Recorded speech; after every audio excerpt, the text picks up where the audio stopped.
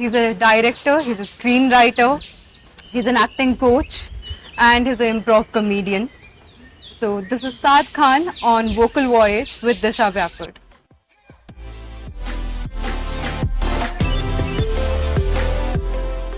Welcome to the show, Saad. My pleasure, thank you. So I actually have a confession to make to you. But please give me please share your You're not. confession. I'm not going to do a church confession here, but it's a regular confession that I want to do. Yes. So in the beginning, when I was starting my acting journey, I don't wanted to invest a lot of money into it because I wanted to earn money rather than invest into it. And I started, acting classes, and I went to different institutions, and nothing really worked much for me. I thought like a lot of people started telling like acting classes are of no use. Why do you want to learn? You just go in front of the camera. Like, have you seen influencers and all of those things? So I was like, okay. And then I just started my journey, and one of my friends forced me into joining your classes.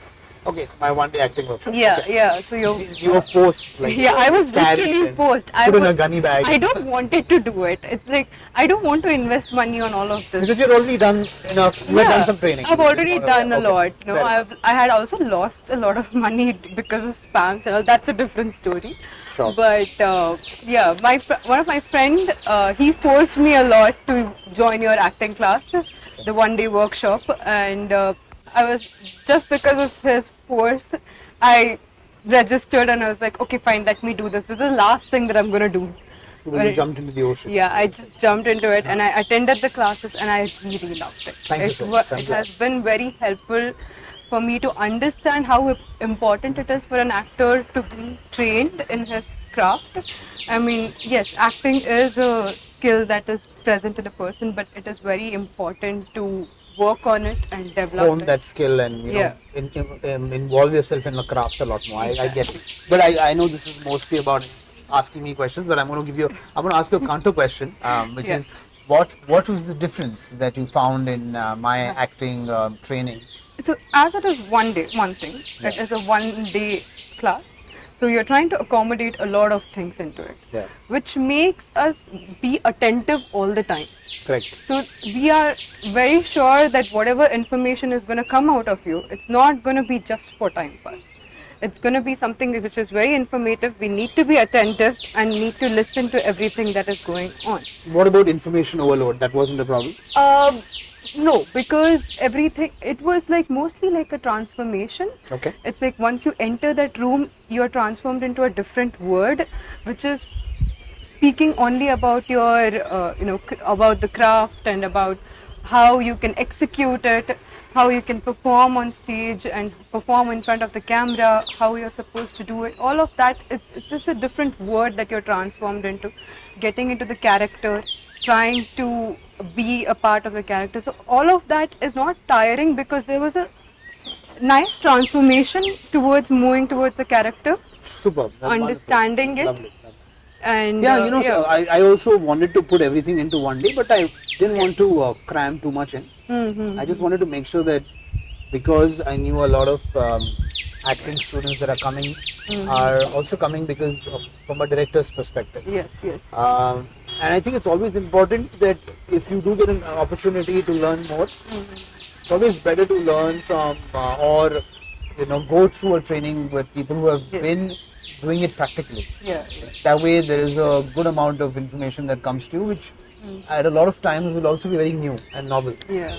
And we learn different techniques of how to transform into the character and all of that. And one thing, the major thing why it is not getting tiring is every point is it's like makes us curious to learn more and more, because you're taking like small parts of every training material that is needed to be fed.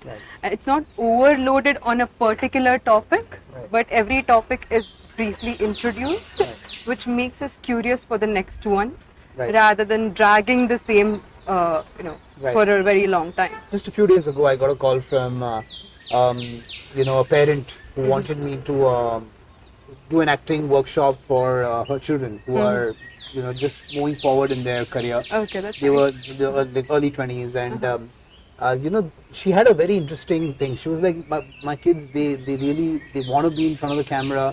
They've done some stage, but they're very afraid. How are they going to look, or how is it going to transform for them, or translate into something more tangible? And I told them that, and I tell this to all actors, and I think I told this to you guys as well, that move forward with curiosity, not with fear. Yes. And the more curious you are as an actor, the more curious you are as a performer, as an artist, the more you're going to learn. And that learning will always be something that will stay with you for a long time. And it's also transferable. I also tell this to a lot of students, is that, and for you as well, right? Yes. You have learned something, you should transfer that to another person for free. Yeah, definitely. If you can. If there's another co-actor that you're working with on a short film or a movie, and they might have not gone through the techniques that you've probably learned with me, or with some other trainer, or with some other acting teacher, then you can. A lot of people don't know about Sanford Meisner's repetition technique, for example. Yes. They may be aware of Lee Strasberg and Stella Adler and Stanislavski, but they might not be aware of Sanford Meisner. So then you can talk about Sanford Meisner, who is known as the father of improv, or known as someone who used improvisation as a tool to teach his students. Do you believe that everyone should learn acting, whether it comes to Instagram influencers or theatre artists, like anybody who wants to enter into this field, like comedians also, who want to be on the stage or in front of the camera? Is it necessary for them to learn that craft? Because people believe like, okay, fine, I just have a phone, I'll record myself and I can be an actor. It's not a big deal. So what's the importance of learning that skill? Wow. Do you know how to operate an airplane? No. But if I put you in an airplane and I'm like, you need to fly from Bangalore to Bombay, would you be able to do it? If you hold a gun to my head, I can try. If you hold a gun to your head, you're 100% I can going to try. Yeah, and I know that why you said gun to them, because I'm Saad Khan, but I'm going to sidestep that comment. But it's like that, right? Like to do anything in life, you need to learn. You need to learn the craft. And with acting especially, it's going to be a forever learning. It's going to be a persistent practice. And I always I always say this very passionately, that if you're an aspiring actor and you're just going to depend on, say, your looks or your physique, or your dress sense or your personality or your charm, that's not that. If you have that, that's great. Those are added advantages for you. But if in that armory you add the skill set or the craft of learning acting, then it only helps you more. Definitely. And it's never going to be enough, because you're always going to end up finding a new core competence within acting. There is clowning workshop, there is mime, there is some people do a lot of improvisation. There's using your body through dance to emote better. Your navarasas, right? That which you have in dance. So all of these things, there's so many things that an actor can learn. There's and I believe that if you do not hone your craft and you just want to do it because it's instant, then it's like instant coffee, or it's like Maggie acting, right? 2 minutes mein ho jayega. 2 minutes. I think in life, anything that you want to do and you want to be good at, you have to learn. And especially acting, it's a persistent practice. You're going to make sure that the craft, you understand the craft, and you keep working on it, because within acting itself, there are so many things. There's the method, there is the improvisation, there is clowning, there is using dance, navrasas, there's so many things, right? And it's an unending world, and it's imperative for any aspiring actor or any aspiring student of acting to put their effort into learning it. Even one of my favorite comedians, Dave Chappelle, when he talked, he was, I think there is a video out on Netflix where he is he's gone to his alma mater, where they were putting his name, attaching his name to the new school of arts that was opening. And he went to talk about, his journey, and he says very vociferously that, when I was young, I'm so glad that some people told me to join theatre and to join acting and to learn it, because I did that for a good 2-3 years. I was able to use that into my stand-up craft. Now, when someone of that weightage, level of performance and skill says it, and I'm not talking about his fame, I'm talking about just the level of craft that he brings into his Yes. performance. You can see that this man is not just saying words to make you laugh. He's also doing a lot of non-verbal gestures. He's also performing. He's keeping you entertained throughout. Learning acting, it should be mandatory according to me. Yeah, I think everybody has their own techniques and skills that we can try and display in front of the camera or in front of the stage. If you already are skilled, if you already believe that you're very, natural in front of the camera, if Yeah. you don't have stage fright, if you don't have inhibitions, if you already have that, those are added advantages already. Definitely. Now you need to pop up on that, you need to add Yeah. on that, and then you need to learn more about what, maybe go and do a play, Yeah. because that's instant gratification. Then you'll know how to connect with an audience live. Yeah. Right, and that's one of the things that I love doing improv as well, which is on the spot comedy, and you go live, and we've been doing it for 10 years. As a filmmaker, I'm behind the camera, but when I go up on stage and perform improv, Yeah, you get that experience of an actor. it's absolutely it's riveting, right? You Yes. feel a different high Yes. because you're also making people laugh on the spot. Yeah, yeah. You can do a bunch of different characters through like the 75 minutes that you're on stage. Yeah. It's quite And you fabulous. need to be very spontaneous thinking about That's again a stuff. learning. Yeah, I mean, yeah, we've been doing yeah. it for 10 years, but even now, even today, when I am doing rehearsals, when I'm jamming with other new improvisers, there are still new things that I'm discovering about myself, Yeah, I or think, new things I'm discovering about my co-actors. Definitely know the craft, know how much you're experienced in it. It never stops. Yeah, it never stops. Never You stops. have It's to keep always- learning. and I it's think. active. It's I like think life. Being open to that possibility is very necessary. Absolutely, and it's like life. You stop breathing and you're out. It's the same way with acting. You don't feel, and you're not going to be honest with the performance. So coming to your journey, so you were a mechanical engineer, I suppose. Not were, I'm still a mechanical engineer So because I have a degree. you But yeah. graduated as a mechanical engineer Yes, I with first class distinction. Yes. So you graduated with first class distinction, and then you moved to direction. So how did that journey happen? And you also directed 12 plays in 4 years, and you also managed to score good marks. So that's like, It's madness. yeah, it's pure madness. But You're it is. multitasking all the time. But it was madness, and I think I'm so happy Yeah. that in life, if you don't have madness and chaos, then you don't push yourself harder. Yeah. And I believe that always. I've always been a rebel in that sense that if someone told me not to cross the road, I would try to do like a somersault to get to the other side. And I've always been like that. ये But- मत and करो, ये मुझे करना ही I have to do है. this, but I've also been very lucky. I've always associated luck with anything that I've done. Yeah. I was just a very impatient, restless kid growing up, very naughty, always wanting to do more with life, with time. In fact, I used to play cricket outside, and I used to get really upset when it used to get dark. So I would just play fast, let's just finish this Before the game darkness before sunset, and it was always like that. Yeah. And I think that same thing carried forward into the artistic journey as well. I think in the beginning also, when I was 16, 17, when I just sort of jumped into it, I didn't learn too much. I was just a teenage kid who was Wanting to do something. who was excited to do something. Yeah. And but then I got a lot of other people in my life as mentors. I was lucky enough to attend a Girish Karnad workshop when I was 17. That was my first real stepping. Then I attended another workshop with Mr. R. Nagesh, who was a very famous theatre person from the Kannada theatre. Yes. And each of these mentors added gave me new learnings and propelled me forward, and I was really lucky. There was Vijay Patlis from Bangalore Little Theatre. I did theatre with ART, Artists Repertory Theatre, where I did production management. Where my first job in theatre was when I was 18 was to come into a rehearsal space, and before all the actors come, I had to sweep the rehearsal space. Oh, you and did get that it ready. too? I did that, of course, and proudly. Yeah. And I did that, and I wanted to be an actor. I wanted to What act. was your age during that time? I was 17. I was 17, and I wanted to, but then I didn't pursue acting because very early again. By the time I was 18, a lot of people told me that I should go towards direction than acting, because I was cast in 1 or 2 plays as an actor, and when I was on stage, I was also mouthing the other actors' lines and dialogues. Okay. And I knew the entire script of the play of everyone's, and I knew everyone else's lines. So Mr. R. Nagesh got me to the side, and he was this beautiful gentleman in his 60s, and I was all of like 16. So I was all of 17. And he said that you know all the lines and you're mouthing everyone else's line. Why don't you assist me on the play as well as an assistant director? Okay. Other than obviously acting as well. Uh-huh. And I think that was my first. So that is where you shifted from acting to direction Yes. as your As my career.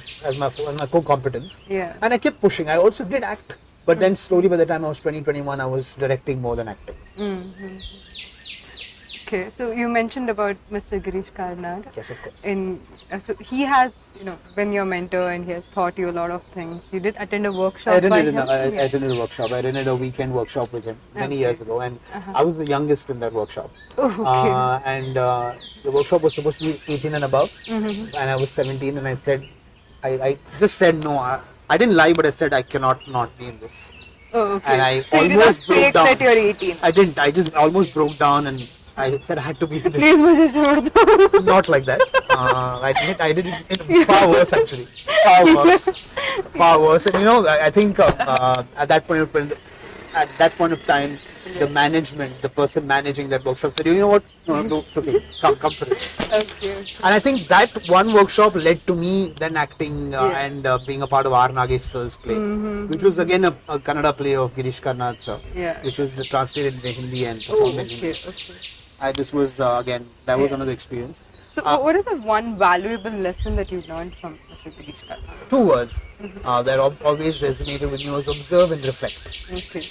Observe and reflect were always there. Like you have ER, right? Yeah, For me, I remembered OR. Always observe and reflect. Yeah. Observe whatever's happening around you, and once you have done something, reflect. Okay. And that became a kind of a very important message for me throughout my career. It's always going to be there with me. Yeah. There are times where I've also, we're all human, we make mistakes. I've also made mistakes while directing people, or I've made mistakes in a project. Other than beating yourself really hard, you should reflect. And the observation is a tool that I feel every artist should use, and every artist does use it. Because when you observe, you're seeing something new, and you can always incorporate that in something. Your surroundings always have something new to teach you. When I was doing Humble Politician Nagaraj, I Yeah. observed a lot of corporators and MLAs, and I think that observation of how they behave, how they are, helped me direct Nagaraj in a better I think manner. that observation before doing any movie results in researching a lot before actually doing it. Of course, Because you don't want to put something just like that on the screen. yeah, and you don't want it to be unauthentic. Yeah. You want it to be as authentic as possible, and you want it to be as real as possible. Yeah. Because these days, especially with the audience, right? Yeah. Any audience member, I'm sure you were before getting into the acting zone, Yeah. when you would go watch a movie, you could even immediately tell whether the film is good or not. Why? Yeah. Because Or any layman can go, or laywoman can just go and watch a movie, and they can be like, oh my god, I don't like that person's acting. Why are they able to say that? because the realism is. So after being in New York and doing short films over there, you came back to Bollywood and then you went to the South industry. So any particular reason why you went in the reverse order? I don't know if it's the reverse order. It's definitely wasn't a conscious plan for me. Like I've always been someone who feels like time is leaving me, or I'm losing time, and I think that was a big driving force for me. Yes. And I just came back on a whim, to be honest. I was there for 3.5 years, and one particular week I just came back. But I wanted to come back and immediately go to Bombay. I'd done film school, so now I wanted the real deal. I wanted practical experience. Yes. So then I got lucky and I worked under Ashutosh Gwarikar. Yes. And I got lucky and then I got a chance to assist Mr. Ashutosh Gwarikar. Yeah, so that's where I was coming to. So after coming back from New York, you entered Bollywood and you worked as an assistant to an Oscar-nominated director with her. And how was that experience for you? Absolutely invaluable, because it was in Bombay and I just finished, my course, and I come back, and Ashu sir, Mr. Gwarikar is a very, very respectful human being, very kind, very gentle, very. Anyone who works with him as an assistant director only learns a lot. How do you talk to your crew? How do you talk to your actors? Yes. He's a gentleman. So I was really lucky that I got a chance to work with. In fact, there was a small incident where I was standing behind the monitor and he was directing, and he was having, it was one of those late night shoots, and he was having his cup of coffee. And he'd finished the coffee, so he was just holding the glass. And I went to lean in to pick it up, and he just looked at me and said, what is your job? What are you doing? Yeah. You're supposed to be my assistant. Look at the monitor and look at things around. This is not. I will go and keep my glass on now. So he wouldn't go and give the glass to the spot boy there. Yeah, yeah, So, and I think small little things like that, right? definitely. I think you will pick up on that and you learn, and then that becomes sort of Yeah. your plan of how you would like to be when you're shooting. Yeah. Of course, there are times where even I've gotten angry on set or I've lost my cool. I think it's frustrating after a long time. Yeah, it sometimes happens, right? When Yeah. things are not going your way. There's a lot of, for those who have not been on a film set, you should know that there's a lot of waiting. There's a lot of chaos going on. Oh, chaos. There's a method to the madness, is what I'd like to believe. Although I don't think there is a method. Definitely. Okay. So then you went on to making an independent movie of yours, which was Station. I recently actually saw a reel of yours where you went to the theaters and promoted Station. That was a Yeah, we didn't have so much of social media 10 years ago. Yeah, I know. That was a beautiful time. Yes, that was we had to take a different approach because we made the film with a lot of hope that we will get a release. And my producer Sumit Ghosh at the time made sure we got an all India release in five cities. So there I got a chance to I was very lucky that again the film is coming out and now my first film is going to be in the theater. And there's a lot of excitement. There's a lot of excitement, but how do you get people to come to watch the film? Because So on you Facebook, thought I'll just go to the theater. not thought. I wanted to. We got a chance. PVR directors were released the film. So I kind of the idea just came out of nowhere. Literally.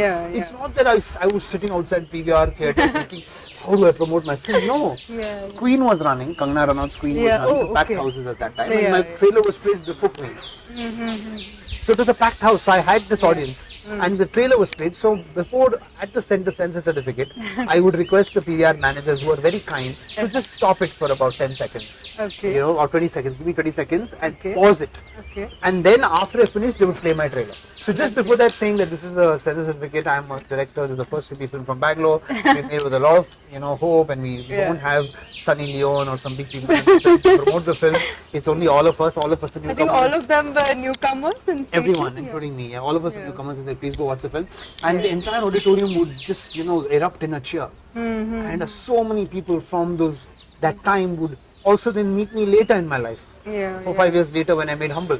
Where they would be like, you know what, we saw you, were you the same guy who made a film a couple of years back and you were promoting in the theatre? And I was like, yeah, I came for that film and now you're making this. So it was so heartwarming, right? And it's such a heartfelt thing that, you just do all of these things where it was not some major, media campaign plan where a bunch of PR people have sat in the room and said, aisa karenge. Yeah, because it was your first independent film. We were just desperate for people to come watch the film because my producer, with so much of, he was also so passionate.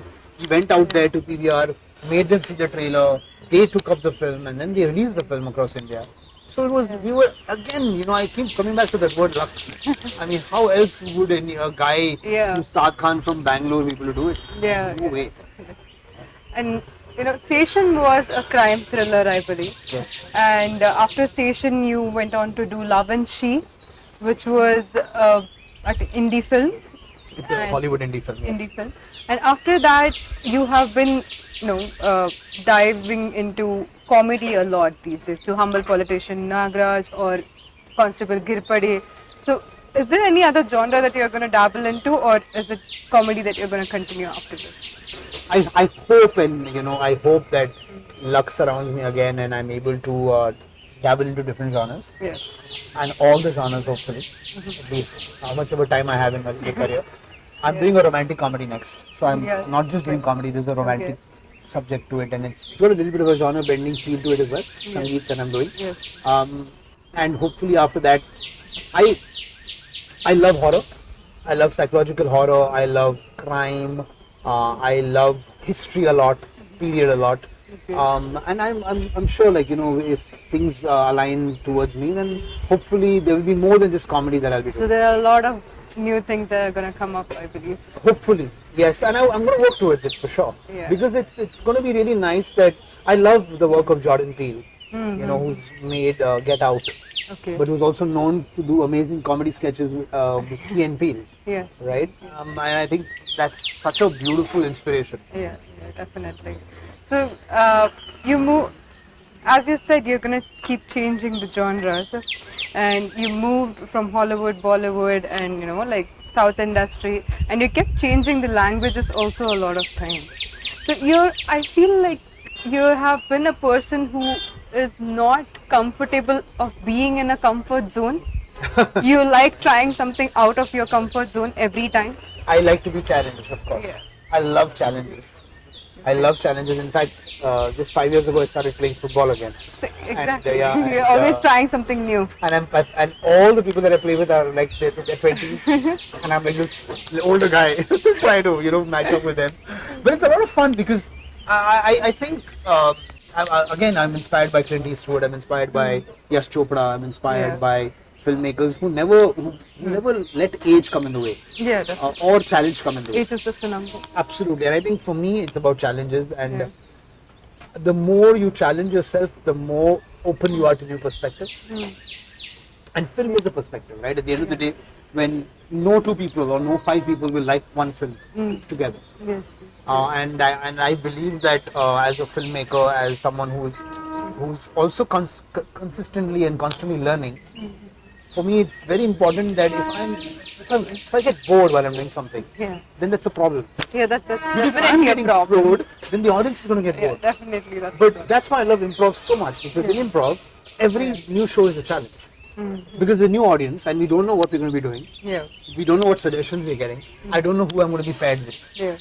And still we'll have to put out comedy, which is on the spot. Yeah. Challenges are so amazing. And I think the more you go towards it, the more you'll be able to push yourself to learn something new. Yeah. Yeah. So when did you start the improv as a show? We're in the 11th year now. Yeah, 11th year. 11th year. So like 11th year. after what part of your journey? So was it after station? During station. During station. During station. I think, but improv started first, and then station came about. Okay. But the improv started first. In fact, I started when I came back to India after finishing with Mr. Ashutosh Gwarikar's movie. When I moved back to Bangalore, I started doing acting workshops because that was my main source of income. So you have done improv, and there's like a lot of stage comedy that you've been doing over there. Oh, I'm getting scared when you said comedy. Where is this going? As you mentioned, there are a lot of content creators and all joining your improv session. So I believe most of them are Gen Z as such. And Wow, Gen Zs. you're a millennial. I can also be Gen Z if I No, want. let's stick Yeah, to let's it. be honest. Let's be honest. Let's not try to. So are you tackle trying that. to, are you going to get me into trouble again with this No, question, or- I'm just asking you, like, how is your experience being a millennial working with Gen Zs? Do you feel like they put on a lot of drama or something like that? Too much of wokeness in the house. Yeah, yeah. I used to have mixed feelings about this, but I think in the last couple of months, I've started to be more open-minded about the whole thing, and and the conclusion that I've drawn for myself is that millennials, we come with a set of positives and negatives ourselves, and every generation will come with its positives and negatives, right? Yes. But you can't, just because it's a new generation which is actually going to talk about, oh, I need me time, which is actually going to talk about also that I like to have a life outside of work. It's not a bad thing. Yeah. If we start being judgmental about it, then we are stopping a nice collaboration between millennials and Gen Z. I've always been that guy who loves collaboration. And now what I'm seeing is, because millennials they're structured, they're more patient. For example, if I just what Gen Zs bring to the table is a bold approach. Yeah. They are not afraid to take risks. I think every generation has its own pros and cons. And I'm only looking at the pros, and the pros are very good. I think you have to just pick up on those pros Absolutely. and Pros put are them very into good. work. They're very good they know about trends, they know about social media better than us. Yes, Right? definitely. And I only feel that a good collaboration millennials, Gen Zs happen, magic happens. Yeah, definitely. Otherwise, you're only sitting and talking about, oh, they are. हमारे ज़माने में. हमारे ज़माने में होता था. And it's so funny, we're not even that old. Yeah, But yeah. with millennials, we're like talking like as if we're ready to take a walking stick and walk around Lal Bagh. Sometimes I do. I don't. I'm glad that you do. But and I also realized this because outside of my work, I hang out with a lot of young people playing football. Yeah. And I've learned so much from 19-year-olds in the last 4-5 years while playing football. Yes. That I'm trying to use that into my sort of professional workspace when it comes to making films. Okay. Because yes, one of the things is also there's a certain sense of entitlement that you want everything done the way you want it, or you want it fast. Yeah. But yeah. the way if you communicate that in a sort of a mature manner, even they can sort of come halfway and understand where you're coming from. Yeah. Yeah. Which is what's happening. Definitely. So I definitely believe that it's going to be quite amazing. And I think the fact that there's AI, and I love AI by the way. Yeah. A lot of people are like saying, oh, AI is going to take away our artistic capability. No, it's going to support it. I believe Yeah, I it's going think to if support you use it in the right way. 100%. And why would anyone want to use it in the wrong way? I want to use AI for the right way, for tools. Yeah. Like there's an AI tool now that where you can edit video using a Word document or using a document where on the document you can cut out filler words and stuff, and that will then show it in the video. Yes. How cool is that? Yeah. Yeah. And a lot of Gen Z people are very aware of it. So, Gen Z people. yeah. Wow. They're very aware of A lot of the Gen Z world. Yeah. Yeah. I love Gen Z's guys. I love you guys. Keep staying bold and keep inspiring us. Yeah. So I think after Corona or COVID, after the lockdown, a lot of movies were released, and some of them didn't really have a very strong storyline, or probably not even a storyline, but they did have like huge hit box office Collections. collections and everything. So, what is your take on that? Every film has something or the other to offer. Every film. No filmmaker sets out to make a bad film or an average film or a film without a story. Yeah. Every filmmaker is making a film, a man, woman, young girl, young boy, whatever. They're all making a film to tell a story. Yeah. Whether a certain film makes say 1,000 crores and whether a certain film doesn't make money, that's not in our hands. That's definitely the audience that's dictating that. I don't really believe in this whole good and bad argument. I believe that at a particular given time, audience will decide what film they would like to watch and what film they don't want to watch. Yeah. Yeah. It's as simple as that. I think whatever crowd wants. Absolutely. So there's no good or bad on me boxing any film that, oh, this film has made 1,000 crores but it doesn't deserve to. Who am I? Or who's anybody to say that? Definitely. Right? Because at the end of the day, content is being created, movies are being made. The more a film is making a lot of money, that film is also giving a lot of jobs to people, right? Yeah. Employment is happening because of that. The reason is I watch a lot of films and I like all kinds of films. Yeah. I love going and watching a commercial pot boiler, and I also love to go and watch The Girl with the Needle, if I'm not mistaken, or The Substance for that matter. Yeah. Yeah. Or even watching Emilia Perez. And at the same time Pushpa 2, Yes. because it's very entertaining. Yeah. Yeah. It's extremely entertaining. I think every movie has its own crowd. Absolutely, and always will. Always will. There are people who there was a time where people would curse your films like The Conjuring, but the horror scene is so immense in Hollywood. Definitely. Like every year there are a number of horror films that come out in the US, and that number only keeps increasing year after year. In your career, have you ever felt like passion is overrated in your entire timeline of your career? Is that again a double meaning question? I mean, no, in the sense, passion. Passion is overrated. Passion is overrated. Yeah, passion towards your direction or passion towards what you want to do in life. So, Passion should Because, be there. Passion is it's a baseline. when it comes to a person's survival for money, some of the people don't actually earn a lot of money following what they love doing, and you get to that stage where you feel like passion is overrated, man. I have to start earning money for my survival. So they leave that and get back to what makes them get into that stage. So have you ever been in that stage in your life? That where passion is reduced, or I am saying I put passion on the side. Yeah, like okay. Yeah, let me put this on the side because Luckily, so far, no, I haven't had that feeling. But I know for a fact that it can come when Shah Rukh Khan, who's absolutely amazing. Says that you cannot preach on an empty stomach, Yeah. right? Yeah, definitely. And but at the same time, if, at least artistically, the baseline is always going to be passion, Yeah. because you're creating something new. You're creating something that is also maybe a story that might have a message or no message. And if you don't have passion to tell that story, then Yeah. it's going to be half baked. Yeah. It's going to feel unauthentic. It's going to feel it's going to feel unbelievable. Definitely, passion is required. Yeah. And I'm not just saying passion is required only in the artistic industry. Passion is required anywhere. Yeah. I know a lot of people who love. I met someone the other day who spoke so passionately about finance, Yeah. Yeah. because they are very interested in how different countries are working economically, and how financial standards have to change, or how financially things can be exponential and things can grow. Now, but that person is very keen on that, but I can't make a judgment. Oh my God, that person's passion is weak or less or more. Yeah. I don't think passion is overrated. I think passion is a baseline that should be there. Yeah, it can be put that way. For sure, yeah. Yeah. So, what is the one message that you would like to give to all the directors or actors who want to enter the industry?